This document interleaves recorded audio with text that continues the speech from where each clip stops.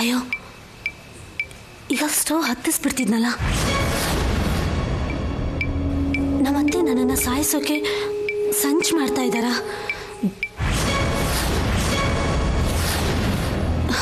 ನಾನು ಹುಷಾರಾಗಿರ್ಬೇಕು.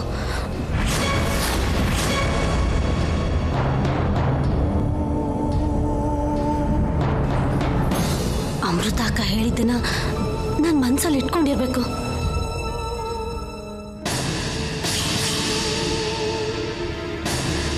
ಅಲ್ಲ, stove on ಮಾಡಿ ಗ್ಯಾಸ್ ಲೀಕ್ ಆಗೋ ಹಾಗೆ ಯಾರು ಮಾಡಿದ್ರು?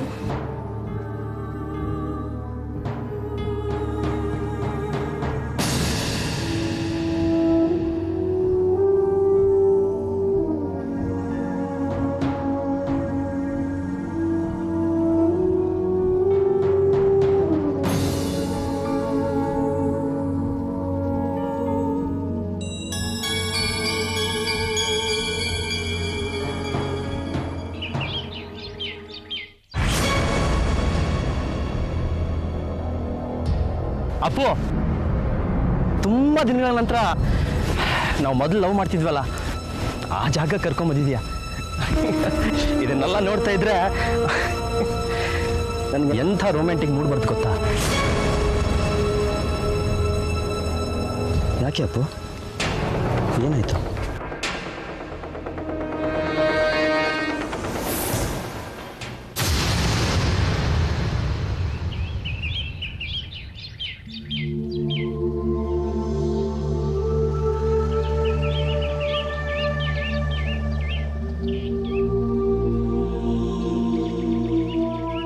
ಅಭಿ, ನಿಮ್ಮ ಮನೇಲಿ ಎಲ್ಲಿ ನನ್ನ ಪ್ರಾಣ ಹೋಗುತ್ತೆ ಅಂತ ಭಯ ಆಗ್ತಾ ಇದೆ. ಭಯನಾ?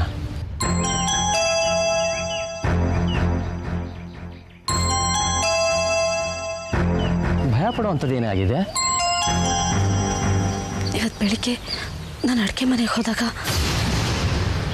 ಗ್ಯಾಸ್ ಸ್ಟವ್ ಆನ್ ಆಗಿತ್ತು.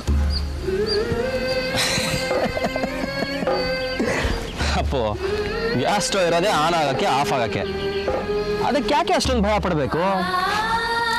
ರಿಲ್ಯಾಕ್ಸ್. ಅಭಿ, ನಾನು ಎಷ್ಟೊಂದು ಸೀರಿಯಸ್ ಆಗಿ ಹೇಳ್ತಾ ಇದ್ದೀನಿ, ನೀನು ಕೇರ್ಲೆಸ್ ಆಗಿ ಮಾತಾಡ್ತಿದ್ಯಲ್ಲ. ಗ್ಯಾಸ್ ಸ್ಟವ್ ಹತ್ತಿಸ್ದೆ ಆನ್ ಮಾಡಿಟ್ರೆ ಗ್ಯಾಸ್ ಲೀಕ್ ಆಗಲ್ವಾ? ಆಮೇಲೆ ಅದನ್ನ ಹತ್ಸೋಕೆ ಹೋದ್ರೆ ಬೆಂಕಿ ಎತ್ಕೊಂಡು ಸಾಯಲ್ವಾ? ಅಪ್ಪು, ಅದು ನನಗೂ ಗೊತ್ತು. ಗ್ಯಾಸ್ ಸ್ಟವ್ ಆನ್ ಆದಾಗ ಯಾರಾದರೂ ಏನಾದರೂ ಅದ್ರ ಮೇಲೆ ಚೆಲ್ಲಿರಬೇಕು, ಅದಕ್ಕೆ ಅದು ಆಫ್ ಆಗಿರ್ಬೋದು, ಅಥವಾ ಆಫ್ ಮಾಡಿ ಅದು ಸರಿಯಾಗಿ ಆಫ್ ಆಗದೇ ಇದ್ದಿರ್ಬೋದು. ಇದೆಲ್ಲ ಆಕ್ಸಿಡೆಂಟ್ ಅಪ್ಪು. ನೀನಲ್ದೆ ನಾನು ಅಪ್ಪನೋ ಅಮ್ಮನೋ ಒಳಗಡೆ ಹೋಗಿದ್ರೆ ನಮಗೂ ಇದೇ ಆಗಿರೋದು. ಆದ್ರೆ ನೀವ್ಯಾರು ಅಲ್ಲಿಗೆ ಹೋಗ್ಲಿಲ್ವಲ್ಲ, ನಾನು ತಾನೇ ಹೋಗಿದ್ದು.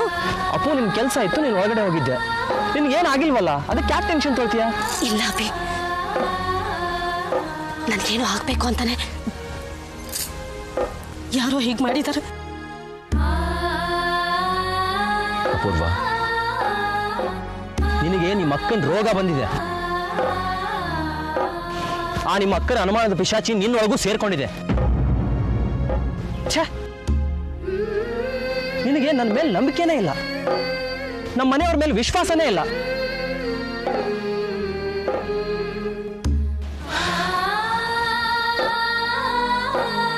ಹೀಗೆಲ್ಲ ಆದ್ರೆ ಒಟ್ಟಿಗೆ ಬಾಳೋದು ತುಂಬಾ ಕಷ್ಟ ಆಗತ್ತೆ. ಪ್ರೀತಿ ಅಂದ್ರೆ ಏನು ಅನ್ಕೊಂಡಿದ್ಯಾ? ಮೊದಲು ನಂಬಿಕೆ, ಆಮೇಲೆ ಪ್ರೀತಿ. ನೀನೇನಾದ್ರೂ ನಂಬಿಕೆ ಕಳ್ಕೊಂಡ್ರೆ ನನ್ನೂ ಕಳ್ಕೋಬೇಕಾಗತ್ತೆ.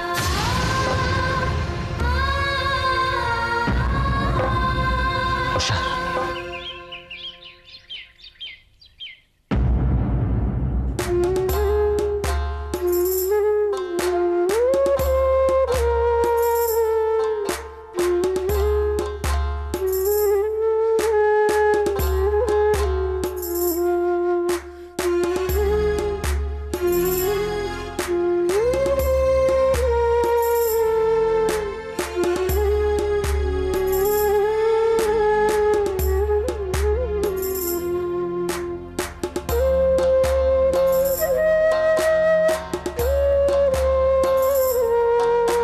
ನಿಂತ್ಕೊಳ್ಳೋ ಅಮಿತ್, ನಿಂತ್ಕೋಪ್ಪ. ನನ್ನ ಮಾತು ಕೇಳೋ ನೀನು. ರೀ, ಅವ್ನು ನಿಂತ್ಕೊಳ್ಳೋ ಕೇಳ್ರಿ. ಏ ಅಮಿತಾ, ನಿಂತ್ಕೊಳ್ಳ. ಅಲ್ಲ ರೀ, ನೀವು ಈ ರೀತಿ ಪೇಪರ್ ಓದ್ತಾ ಕೂತ್ಬಿಟ್ರೆ ಏನು ಅರ್ಥ? ತಗೊಳ, ನೀನು ಓದ. ಹಾಗಲ್ಲ ರೀ, ಗಿಣ್ಣಿ ಹಾಗೆ. ಅವನು ಬೆಳಗ್ಗೆಯಿಂದ ಊಟ ತಿಂಡಿ ಎಲ್ಲ ಬಿಟ್ಟು ಕೋಪಿಸ್ಕೊಂಡು ಹೋಗ್ತಿದ್ದಾನೆ. ಯಾಕಂತೆ? ಅದನ್ನೇ ನೀವು ಕೇಳಿ ಅಂತ ಹೇಳ್ತಿರೋದು. ಕೇಳ್ತೀರಮ್ಮ, ಕೇಳಲೇಬೇಕಲ್ಲ. ಯಾಕೆಂದ್ರೆ ಅವ್ರು ಊಟ ಮಾಡೋವರೆಗೂ ನೀನು ಊಟ ಮಾಡಲ್ಲ, ನೀನು ಊಟ ಮಾಡೋವರೆಗೂ ನನಗೆ ಊಟ ಹಾಕಲ್ಲ, ನಾನು ಊಟ ಮಾಡಲೇಬೇಕಲ್ಲ. ಕೇಳ್ತೀನಿ. ಲೋ ಅಮಿತ್, ಯಾಕೋ ಊಟ ಮಾಡಲ್ಲ? ನಿನ್ನ ಪ್ರಾಬ್ಲಮ್ ಏನೋ ನೋಡೋ ಅಮಿತ್. ಚಿನ್ನದ ಮೇಲೆ ಕೋಪ ಮಾಡಿಕೊಂಡ್ರು ಅನ್ನದ ಮೇಲೆ ಕೋಪ ಮಾಡ್ಕೋಬಾರ್ದು ಅಂತ ದೊಡ್ಡವ್ರು ಹೇಳ್ತಾರೆ. ಹೋಗಪ್ಪ, ಊಟ ಮಾಡೋದು. ಅಪ್ಪ, ನಾನು ಊಟ ಮಾಡೋದಿಲ್ಲ. ನಾನು ಹೈಯರ್ ಸ್ಟಡೀಸ್ ಮಾಡೋದಕ್ಕೆ ಫಾರಿನ್ ಹೋಗೋದಕ್ಕೆ ನೀವು ಒಪ್ಪೋವರೆಗೂ ನಾನು ಊಟನೂ ಮಾಡಲ್ಲ, ತಿಂಡಿನೂ ತಿನ್ನಲ್ಲ. ಲೋ, ನಿನ್ನ ಉನ್ನತ ವ್ಯಾಸಂಗಿಗೆ ವಿದೇಶಕ್ಕೆ ಹೋಗಬೇಡ ಅಂತ ನಾವು ಹೇಳ್ತಾ ಇಲ್ಲ ಕಣಪ್ಪ. ಆದರೆ ನೀನು ಅದಕ್ಕೆ ಹೋಗೋ ಶಕ್ತಿ ಸಾಮರ್ಥ್ಯ ಸಂಪಾದನೆ ಮಾಡ್ಕೊಂಡು ಹೋಗು ಅಂತ ನಾವು ಹೇಳ್ತಿರೋದು. ಅಪ್ಪ, ನಾನು ಸಂಪಾದನೆ ಮಾಡೋ ಅಷ್ಟರಲ್ಲಿ ಮುದುಕನಾಗಿರ್ತೀನಿ ಅಷ್ಟೇ. ನೋಡಯ್ಯ, ನಮಗೆ ಯೋಗ್ಯತೆ ಇದ್ದಷ್ಟು ನಾವು ನಿನ್ನ ಡಾಕ್ಟರ್ ಮಟ್ಟಿಗೆ ಓದಿಸಿದೀವಿ. ಇನ್ನು ಹೆಚ್ಚಿಗೆ ಓದಬೇಕು ಅನ್ನೋದಾದ್ರೆ ನೀನು ಸಂಪಾದನೆ ಮಾಡ್ತಾ ಓದು. ನಮ್ಮ ಶಕ್ತಿ ಇಷ್ಟೇ ಕಣಯ್ಯ. ನಾನೇನು ನಿನ್ನ ದುಡ್ಡು ಕೊಡಿ ಅಂತ ಕೇಳ್ತಾ ಇಲ್ವಲ್ಲ, ಹಾಗೆ ನಾನು ಓದಿಗೆ ಶ್ರಮ ಪಡಿ ಅಂತ ನೀನು ಹೇಳ್ತಾ ಇಲ್ಲಲ್ಲ. ಮತ್ತೆ ನಿನ್ನ ಲಕ್ಷಾಂತರ ಖರ್ಚು ಮಾಡಿ ಫಾರಿನ್ಗೆ ಯಾರೋ ಕಳಿಸ್ತಾರೆ? ನಿರಂಜನವ್ರು ಹೆಲ್ಪ್ ಮಾಡ್ತೀನಿ ಅಂತ ಹೇಳಿದಾರಲ್ಲ. ಅವನ ಹೆಸರು ಎತ್ತಿದೆ ಚೆನ್ನಾಗಿರೋದಿಲ್ಲ. ಅವನ ಹೆಸರು ಕೇಳಿದ್ರೆ ಸಾಕು, ನನಗೆ ಉಂಗುರದಿಂದ ನೆತ್ತಿಯವ್ರಿಗೆ ಉರಿ ಬಂದ್ಬಿಡುತ್ತೆ. ಲೋ, ಅರ್ಥ ಮಾಡ್ಕೊಳ್ಳೋ, ಅರ್ಥ ಮಾಡ್ಕೋ. ಅವನಿಗೆ ಸಹಾಯ ಮಾಡೋ ನೆಪದಲ್ಲಿ ಅವನ ಮಗಳನ್ನ ನಿನ್ನ ತಲೆ ಗಂಟು ಹಾಕ್ತಾ ಇದ್ದಾರೆ. ಸ್ವಾರ್ಥಿ ಕಣೋ, ಮಹಾ ಸ್ವಾರ್ಥಿ. ಅಪ್ಪ ಅವರೆಲ್ಲ ಸ್ವಾರ್ಥಿಗಳು, ನೀವುಗಳು ಸ್ವಾರ್ಥಿಗಳು. ನಾನು ಈಗಲೇ ಸಂಪಾದನೆ ಮಾಡಕ್ಕೆ ಶುರು ಮಾಡ್ಬಿಡ್ಬೇಕು, ತಂದು ಹಾಕ್ಬಿಡ್ಬೇಕು. ನನ್ನ ಭವಿಷ್ಯ ಹಾಳು ಮಾಡ್ತಾ ಇದ್ದಾರೆ, ನೀವುಗಳು ಸ್ವಾರ್ಥಿಗಳು. ನೋಡ್ಬೇಕು.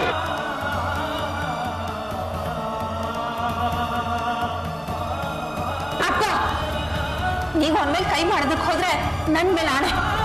ಅಲ್ಲಮ್ಮ, ಅವ್ರು ಮಾತಾಡೋದು ಸರಿಯಲ್ಲಮ್ಮ. ನೋಡು, ನೀನು ಹಗಲು ರಾತ್ರಿಯಿಂದ ಕಟ್ಪಟ್ಟು ಅವನ ಓದಿಸಿದೀಯ. ನಾವೆಲ್ಲ ಹೊಟ್ಟೆ ಕಟ್ಟಿ ಅವನಿಗೆ ಫೀಸು ಪುಸ್ತಕ ಕೊಟ್ಟಿದ್ದೀವಿ. ಅಂತ ನಮ್ಮನ್ನೇ ಸ್ವಾರ್ಥಿ ಅಂತಾರಲ್ಲ, ಅಯೋಗ್ಯ ಮಗ. ಅಪ್ಪ ಅಪ್ಪ ಪ್ಲೀಸ್ ಸ್ವಲ್ಪ ಸಮಾಧಾನವಾಗಿರಿ. ಯಾಕೆ ಇಷ್ಟೊಂದು ರೈಸ್ ಆಗ್ತಾ ಇದ್ದೀರಾ?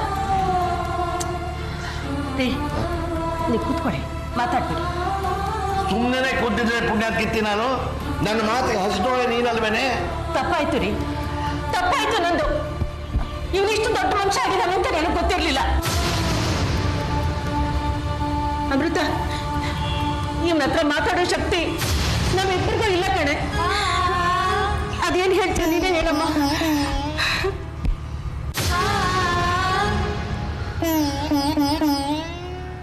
ಅಮ್ಮ, ಅಪ್ಪನ್ ಕರ್ಕೊಂಡು ಹೋಗಿ ನೀನು ಊಟಕ್ಕೆ ಬಡಿಸು. ಹಾಗೆ ಅಮಿತ್ಗೂ ತಟ್ಟೆ ಹಾಕು. ಅವನ ಊಟಕ್ಕೆ ನಾನು ಕರ್ಕೊಂಡು ಬರ್ತೀನಿ. ಸರಿ ಬನ್ನಿ, ಊಟಕ್ಕೆ ಬಡಿಸ್ತೀನಿ, ಬನ್ನಿ. ನಡಿಯೇ, ನಡಿ, ಬಡಿಸ್ ನಡಿ. ಹುಟ್ಟಿದ್ರು ಸಮಾರಾಧನೆ, ಸತ್ರು ಸಮಾರಾಧನೆ ಮಾಡೋ ಜನ ಅಲ್ವಾ ನಾವು. ನನ್ನ ಮಗ ಊಟ ಬಿಟ್ಟ ನಾವು ಬಿಡಕ್ಕಾಗುತ್ತಾ? ನಡಿ.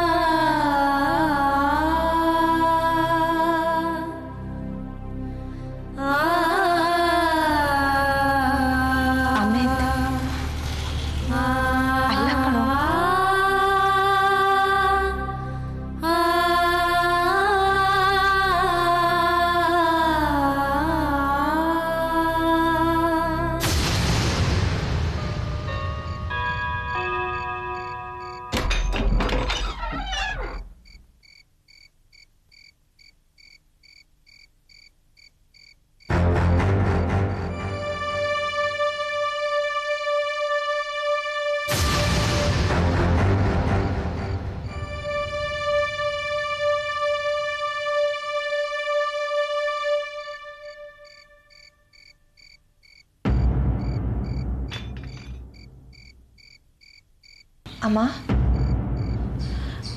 ಅಮ್ಮ,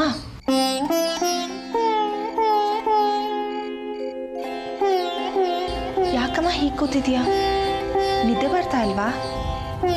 ಇಲ್ಲಮ್ಮ, ನಿದ್ರೆ ಬರ್ತಾ ಇಲ್ಲ. ಅದಕ್ಕೆ ಹಾಗೆ ಕೂತ್ಕೊಂಡೆ. ಏನೋ ಯೋಚನೆ ಮಾಡ್ತಾ ಇದೆಯಾ? ಏನಮ್ಮ? ಅಮೃತ, ಏನು ಅಂತ ಹೇಳಮ್ಮ. ನನ್ನ ಆಸೆಗಳೆಲ್ಲ ನುಚ್ಚುನೂರಾಗೋಯ್ತು.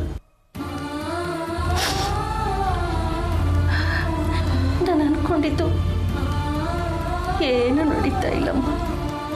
ನೀನೇನು ಅನ್ಕೊಂಡಿದ್ದೆ? ಏನು ಆಸೆ ಇತ್ತು? ಏನಾಗಬೇಕು ಹೇಳಮ್ಮ.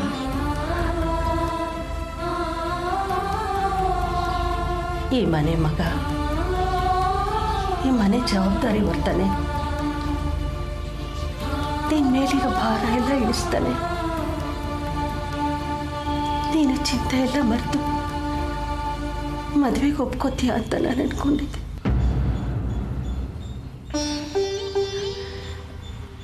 ಎಲ್ಲ ಆಗತ್ತೆ ಬಿಡಮ್ಮ. ಈಗ ನಿನ್ನ ಆಸೆಗೆ ಅಡ್ಡಿ ಬಂದಿರೋದಾದ್ರೂ ಏನು? ಎಲ್ಲ ನೀನು ಅನ್ಕೊಂಡ ಹಾಗೆ ನಡೆಯತ್ತಮ್ಮ. ಹೇಗಾಗುತ್ತಮ್ಮ? ಅವನು ಈ ಮನೆ ಜವಾಬ್ದಾರಿ ಹೊರೋದಿರ್ಲಿ. ಈ ಮನೆಯಿಂದನೇ ದೂರ ಆಗ್ತಿದ್ದಾನೆ ಅನ್ಸುತ್ತೆ ಅಮೃತ. ಅವನು ಈ ಮನೆಯಿಂದನೇ ದೂರ ಆಗ್ತಿದ್ದ. ಅಮ್ಮ, ಯಾಕಮ್ಮ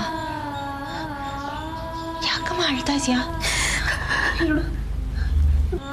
ಇಲ್ದೇ ಇರೋದನ್ನೆಲ್ಲ ಯೋಚನೆ ಮಾಡಿ ತಲೆ ಕೆಡಿಸ್ಕೊಂಡು ಈ ಕಣ್ಣಲ್ಲಿ ನೀರು ಹಾಕ್ಬೇಡಮ್ಮ, ಪ್ಲೀಸ್ ಅಮ್ಮ. ಈಗ ಅಮಿತ್ ಹೇಳಿದಾದ್ರೂ ಏನು, ಒಂದು 2-3 ವರ್ಷ ಓದ್ತೀನಿ ಅಂತ ತಾನೆ. ಓದ್ಲಿ ಬಿಡಮ್ಮ, ನೀನು ಅನ್ಕೊಂಡಿರೋದು ಎಲ್ಲ ಆಗುತ್ತೆ. ಆದರೆ ಒಂದು 2-3 ವರ್ಷ ತಡ ಆಗುತ್ತೆ ಅಷ್ಟೇಮ್ಮ.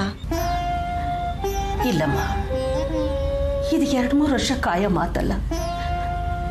ಅವನು ನಮ್ಮನ್ನೆಲ್ಲ ನೋಡ್ಕೋತಾನೆ ಅನ್ನೋ ನಂಬಿಕೆನೇ ನನಗೆ ಹೊರಟೋಗಿದೆ ಕಣೆ. ಅವನು ನಮ್ಮನ್ನೆಲ್ಲ ಬಿಟ್ಟು ದೂರ ಹೊರಟೋಗ್ತಾನೆ ಅನಿಸ್ತಾ ಇದೆ ನನಗೆ. ಅಮ್ಮ,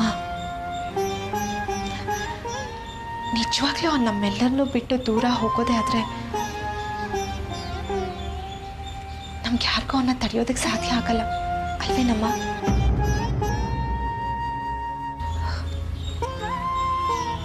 ಆದರೆ ಒಂದು ಮಾತು ಮಾತ್ರ ಸತ್ಯ ಅಮ್ಮ, ಎಲ್ಲರೂ ನಿನ್ನ ಬಿಟ್ಟು ಹೋದ್ರು, ನಾನು ಮಾತ್ರ ನಿನ್ನ ಬಿಟ್ಟು ಹೋಗಲ್ಲಮ್ಮ. ನಿನ್ನ ಜೊತೆಗೆ ಇರ್ತೀನಿ, ನಿನ್ನ ಹತ್ರನೇ ಇರ್ತೀನಮ್ಮ. ನಿನ್ನ ಜೊತೆಗೆ ಇರ್ತೀನಿ, ನಿನ್ನ ಜೊತೆಗೆ ಇರ್ಬಿಡ್ತೀನಮ್ಮ, ನಿನ್ನ ಜೊತೆಗೆ ಇರ್ಬಿಡ್ತೀನಿ.